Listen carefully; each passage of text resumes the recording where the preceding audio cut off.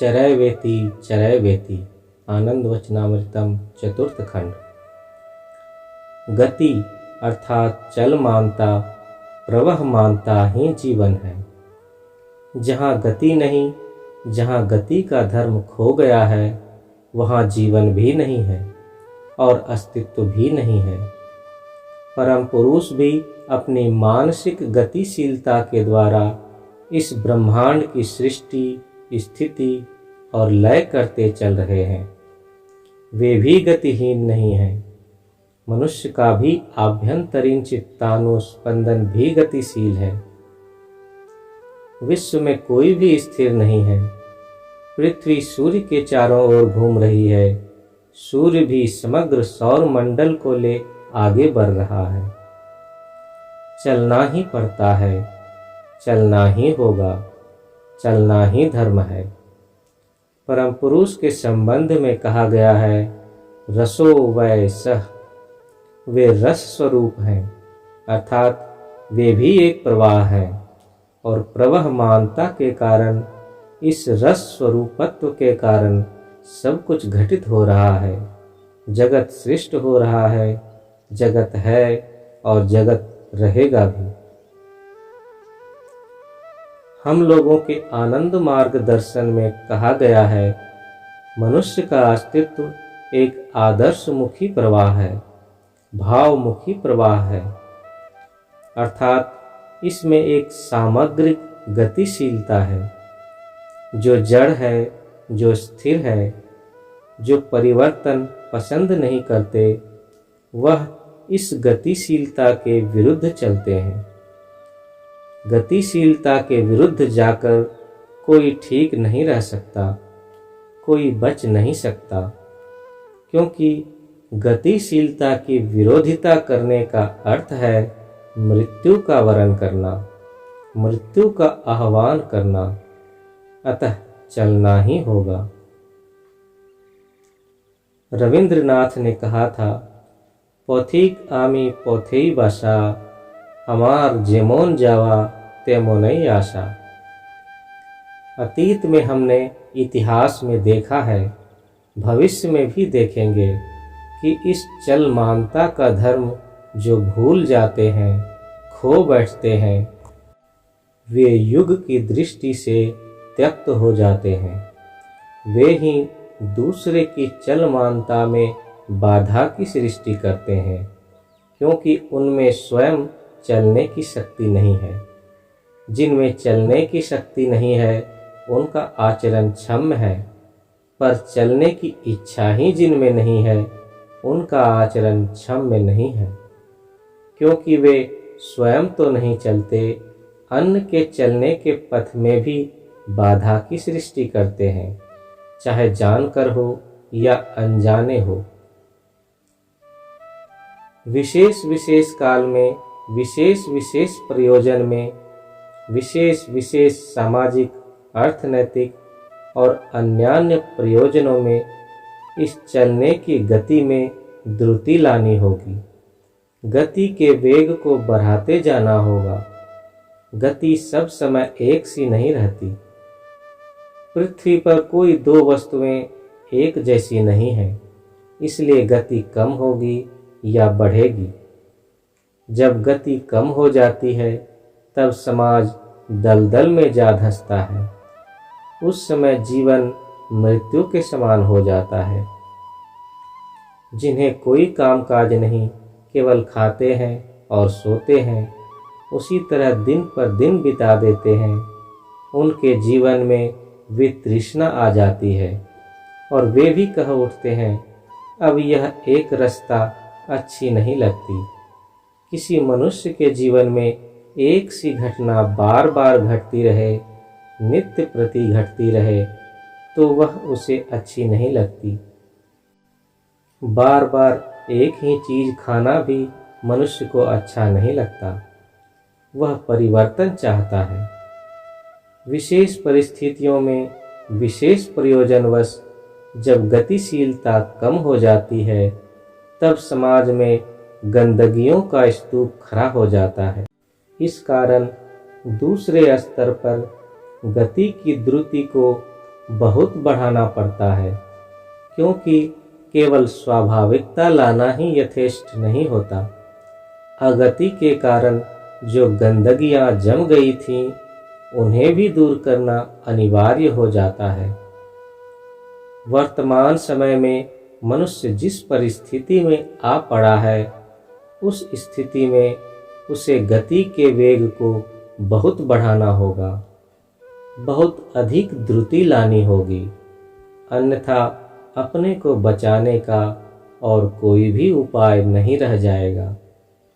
नहीं तो बुराइयों के स्तूप के नीचे ही सारी मानवता दब जाएगी। हम ऐसा नहीं होने दे सकते और नहीं होने देंगे। वैदिक युग के ऋषि ने कहा था, चरैवेति चरैवेति। उस काल में रोहित नामक एक महापंडित थे। विद्या के जहाज थे, परंतु थे एकदम निष्कर्मी, कोई काम नहीं करते थे। दिन पर दिन केवल शास्त्र चर्चा ही करते रहते। वह चर्चा पृथ्वी के किसी काम न आई और न ही उनके स्वयं के किसी काम आई। तब उनके पिता ने एक दिन उन्हें शिक्षा देने के उद्देश्य से कहा, देखो रोहित, जो मनुष्य काम करता चलता है, आगे बढ़ता चलता है, प्रबल दावानल के विरुद्ध संग्राम करते हुए आगे की ओर बढ़ता है, उस मनुष्य के रक्ताभ मुख पर जो सौंदर्य है, उस प्रकार के मनुष्य को देवराज इंद्र भी साथी के रूप में स्वागत करते हैं। इंद्र का अर्थ है एनर्जी। वही मनुष्य सबके लिए वरेण्य है, वही सबके द्वारा पूजनीय होता है। इस बात को याद रखना रोहित। याद रखना, अस्तित्व का सबसे बड़ा स्लोगन है, चरैवेति चरैवेति। आगे बढ़ते चलो, आगे बढ़ते चलो, रुकना मत। जो मनुष्य आलस्य करके सोते हुए समय बिताता है, उसका भाग्य भी सोया रहता है। भग का अर्थ है भाग्य। पुराने संस्कृत में भग शब्द का अर्थ था भाग्य, और भगवान को भगधर भी कहते हैं, जो प्राकृत भाषा में आज से 3500 वर्ष पूर्व बकधर बन गया, जिससे वर्तमान पंजाबी में बहादुर बना और वर्तमान उर्दू में बहादुर अथवा बहादुर बना। बंगला में बहादुर शब्द का प्रयोग करते हैं। बहादुर शब्द का अर्थ है भगधर, जिसका अर्थ हुआ भगवान। जो मनुष्य सोया हुआ है, आलसी है, उसका भाग्य भी सो रहा है। वह अपने लिए भी कुछ नहीं कर पाएगा और जगत के लिए भी कुछ नहीं कर पाएगा, क्योंकि उसमें गतिशीलता नहीं है। धर्म का जो सबसे बड़ा लक्षण है, वही उसमें नहीं है। जो मनुष्य जगा है, उठकर बैठा है, अर्थात वह अपने और विश्व के लिए कुछ काम करने को तत्पर हो उठा है, ऐसी संभावना उसमें नजर आ रही है। और जिस मनुष्य ने चलना शुरू कर दिया है, रुका हुआ नहीं है, कहता है काम करूँगा और अधिक विलंब नहीं करूँगा, उसका भाग्य भी आगे बढ़ रहा है। विश्व ब्रह्मांड की कोई भी शक्ति उसे रोके नहीं रख सकती, क्योंकि परम पुरुष का जो लक्षण गतिशीलता है, वह उसमें आ गया है। इस कारण परम पुरुष का आशीर्वाद, परम पुरुष का समर्थन उसके साथ रहेगा ही। इससे भी पहले मैंने कई बार अनेक वाणियों में कहा कि परम पुरुष तुम्हारे साथ है, जय तुम्हारी होगी ही, क्योंकि तुम में गतिशीलता है। यह मैं आनंद के साथ ही कह रहा हूँ, तथा और भी आनंद के साथ आशा करूँगा कि तुम्हारी गतिशीलता की उत्तरोत्तर वृद्धि हो। जब मनुष्य ने चलना शुरू कर दिया, तो उसका भाग्य भी चल पड़ा। पर एक बात याद रखना, तुम जो आगे बढ़ोगे, वह केवल व्यक्तिगत भाग्य को लेकर आगे चलने के लिए ही नहीं, समग्र मनुष्य जाति के भाग्य को चरम परम चरितार्थता की ओर आगे बढ़ाए लिए जाना ही होगा तुम सबों का एकमात्र व्रत। आज कोई अकेला नहीं है। पृथ्वी के छोटे छोटे देश भी एकक रूप से अपने को बचा नहीं पाएंगे। सबको साथ लेकर ही चलना होगा। यही होगा आगे आने वाले कल का प्रतीक।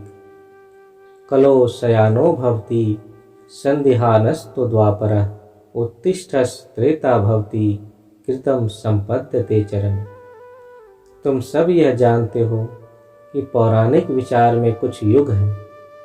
युंज धातु से युग शब्द बना है और युज धातु से भी बनता है। यहाँ युज धातु से शब्द बना और उसका अर्थ है काल संधि। इतिहास में एक इपॉक, एक एक खंडांश शुरू होता है। एक धारा समाप्त होकर जब दूसरी धारा का आरंभ होता है, जैसे क्षत्रिय युग के बाद विप्र युग होता है, विप्र युग के बाद वैश्य युग आता है। यह जो एक काल संधि है, इस तरह की महत्वपूर्ण घटना तैयार करने में जो अवस्था आती है, अथवा एक धारा का अंत होकर नूतन धारा का सूत्रपात होता है, इन्हीं को एक एक युग के नाम से पुकारा जाता है। इसके अलावा सत्य, त्रेता, द्वापर, कली के नाम से और कोई युग नहीं है। ऋषि ने रोहित को समझाया, जब तक मनुष्य अज्ञता के अंधेरे में सोया रहता है, जड़ता के अंधेरे में निमज्जित रहता है, निष्कर्म से ग्रस्त रहता है, काम नहीं करता है, तब तक वह मन ही मन यह सोचता रहता है कि क्या मेरे द्वारा कार्य संपन्न हो पाएगा या नहीं। किंतु मनुष्य के लिए यह उचित है कि उसे मन ही मन सोचना चाहिए कि मैं कर पाऊंगा, निश्चित ही कर पाऊंगा। जब इतने आदमी कर सकते हैं तो मैं क्यों नहीं कर पाऊंगा। मैं किसी से भी छोटा नहीं हूँ। मैं भी इस प्रख्यात मनुष्य कुल में जन्मा प्राणी हूँ। मैं भी उस परम पुरुष की संतान हूँ। जन्मगत रूप में जो मनुष्य है, कर्मगत रूप में भी उसे अवश्य ही मनुष्य होना चाहिए और वह श्रेय का साधक बनेगा ही। उसके जीवन को श्रेयस्कर अवश्य होना चाहिए। यह भावना लेना हर विचारशील मनुष्य का काम है। इस प्रकार जब मनुष्य निष्कर्म में डूबा रहता है, तभी उसके जीवन में कलयुग समाया रहता है। कलो शयानो भवति, अर्थात वह सोया हुआ है। संध्यानस्तु द्वापरः, जब उसकी नींद टूटी, उसने सोचा अब और सोए रहना ठीक नहीं, समय बीतता जा रहा है, हाथ में बहुत कम समय है, पर करने के लिए बहुत कुछ बाकी है। इस धरा पर मैं अनंत काल के लिए तो नहीं आया, कोई भी नहीं आता। इस कारण मुझे अब उठना होगा। यह भाव, यह चेतना जैसे ही मन में जगी, तभी उसके जीवन में आ गया द्वापर युग, क्योंकि काम करने का सूत्रपात अब हुआ। उत्तिष्ठस्त्रेता भवति, और जब उसने अपने आलस्य की सैया का त्याग कर दिया, उठकर खड़ा हो गया, वही उसके जीवन का त्रेता युग कहलाया। इसके अलावा कोई और त्रेता युग नहीं है। अन्य त्रेता युग कल्पना का जो त्रेता युग है, वास्तविक जीवन में उसका कहीं चिन्ह नहीं है।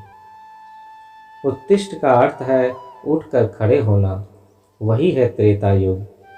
अर्थात मैं काम करूं या काम नहीं करूं का असमंजस नहीं रहा। इसी मुहूर्त से ही कर्म में प्रतिष्ठित होने की चेष्टा आरंभ कर दूंगा।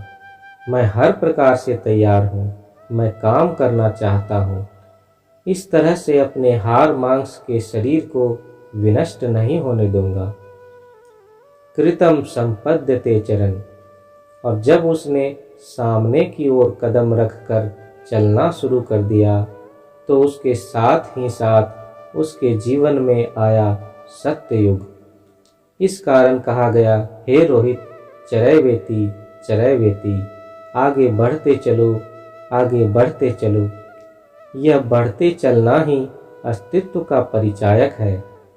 मैंने कुछ समय पहले ही कहा है, फिर से कह रहा हूँ कि तुम सब में गतिशीलता है और तुम सब और चेष्टाशील बनो, जिससे तुम सब के जीवन में आज से ही सतयुग का अवतरण हो।